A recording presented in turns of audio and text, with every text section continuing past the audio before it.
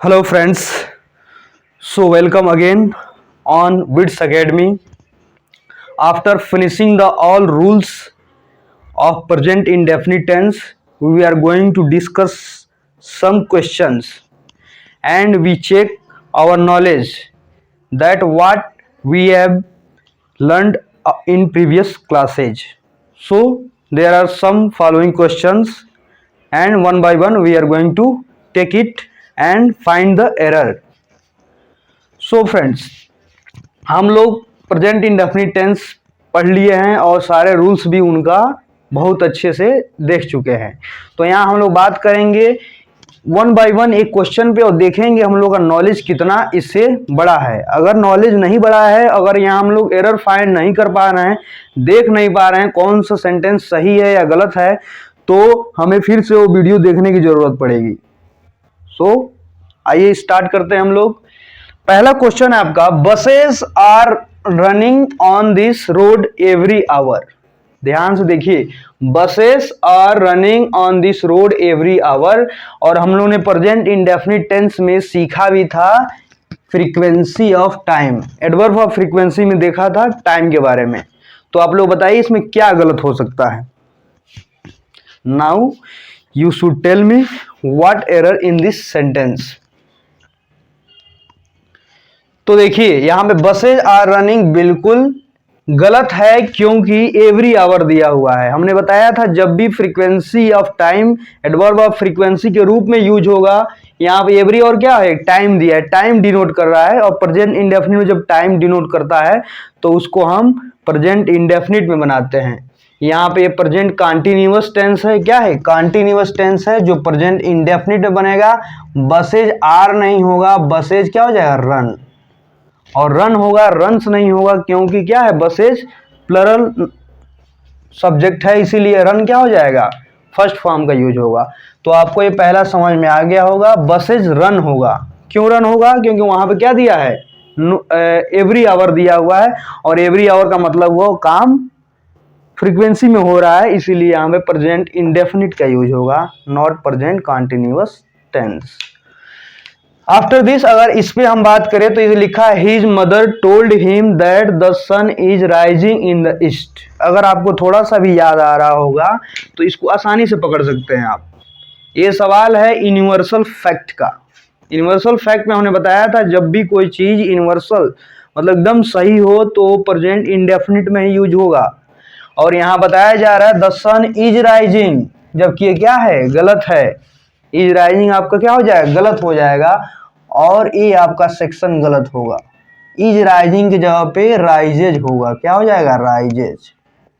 क्या हो जाएगा, राइजेज हो जाएगा, क्योंकि सूर्य उगता है ना, उग थोड़े रहा है, उसका काम है उगना, और यूनिवर्सल फैक्ट है ये, इसलिए प्रेजेंट इंडेफिनिट यूज होगा। तो ये थर्ड पार्ट में एरर है, सेकेंड पार्ट में एरर है, सॉरी सेकेंड पार्ट में एरर है। तो ये आपको दो क्वेश्चन आप समझ रहे होंगे कितने, और थोड़ा ये लेवल एडवांस लेवल का है। अगर आपकी अच्छी पकड़ है टेंस में तभी इसको आप समझ पाएंगे। After this we are going to take the third. She is going every day for a morning walk with her sisters. ध्यान से देखिए, she is going for a morning walk with her sisters. अब इसमें देखना है आपको गलत क्या लग रहा है।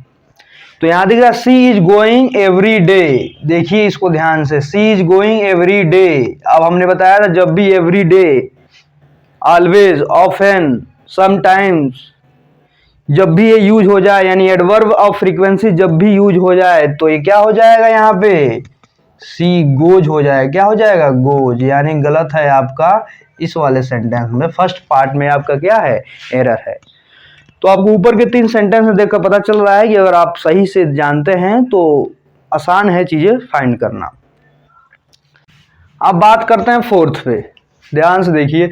आवर कस्टमर्स लिखा है, our customers are always visit our branches to discuss their problems.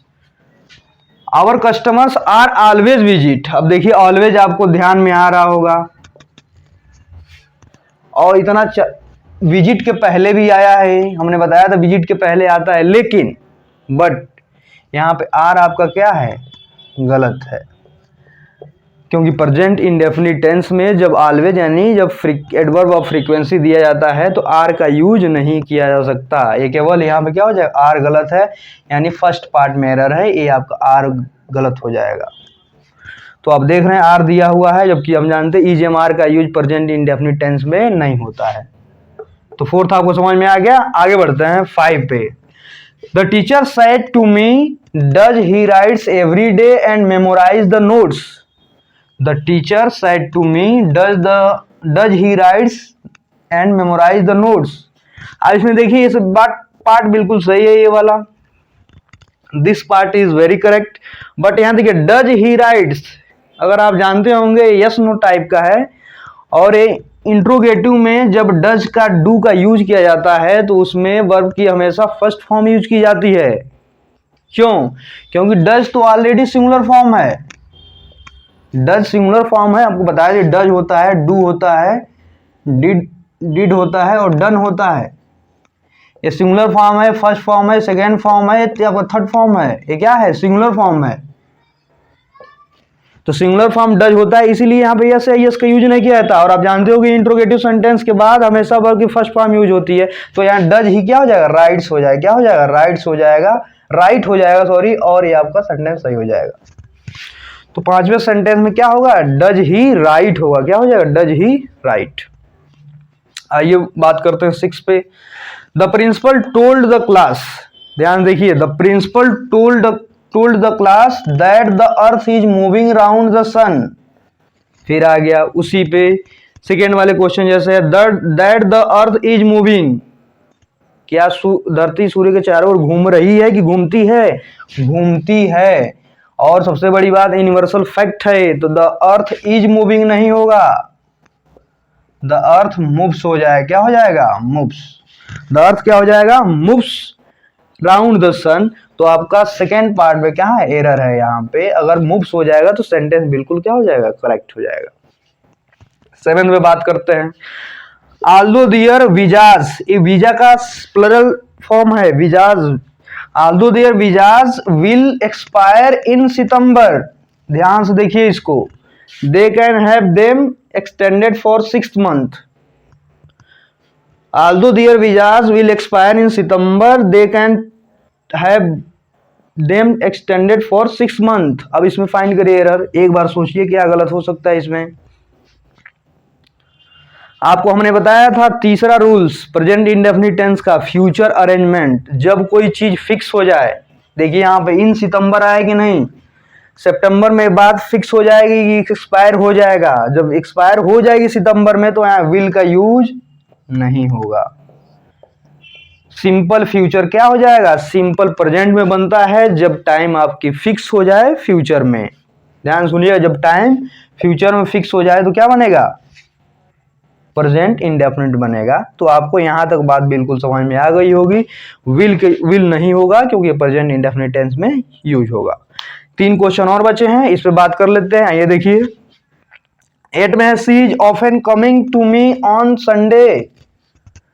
अब इसमें आपको फाइंड करना एरर कहाँ है, एरर इसमें बाकी सब सही दिख रहा है। यहां देखिए फर्स्ट पार्ट में she is often coming, often भी आया है और कमिंग भी आया है, जबकि ऑफन का यूज प्रेजेंट इंडेफिनिट टेंस में होता है। और प्रेजेंट इंडेफिनिट टेंस में क्या हो जाएगा आपका, ये इज गलत हो जाएगा।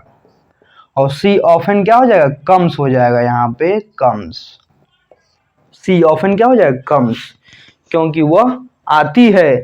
और ऑफन बिल्कुल सही जगह है आपका, कम्स के पहले है। और कम्स के पहले है क्योंकि एडवर्ब ऑफ फ्रीक्वेंसी का यूज हमेशा वर्ब के पहले किया जाता है, वर्ब के पहले किया जाता है।